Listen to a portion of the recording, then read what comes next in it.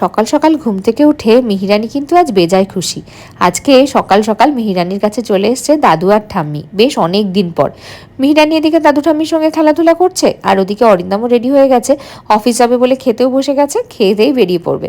আর আমি চলে গিয়েছিলাম সকাল সকাল একটুখানি বাজারে। তারপর আর কি, দুপুরবেলা খাওয়া দাওয়া করে একটু রেস্ট করে নিলাম, আর বিকেলবেলা মিহিরানির সঙ্গে দেখা করতে এসেছিল পৃথা আর পূর্বা। পূর্বাকে যদিও তোমরা আগেও দেখেছো, তবে পৃথা এই প্রথমবার আসলো, আর মিহিরানির জন্য নিয়ে এসেছিল কতগুলো গিফট। মিহিরানির জন্য সুন্দর একটা হেয়ার ব্যান্ড, এই সুন্দর একটা ব্যাগ, আর তার সঙ্গে চকলেট। মিহিরানি বেশ খুশি। আর তারপরে আমি একটু চলে গিয়েছিলাম চেম্বারে। চেম্বার থেকে ফিরে আসার পর দেখছি মিহিরানির আবার গিফট চলে এসছে। দাদু নিয়ে এসছে একটা সুন্দর জামা আর প্যান্ট।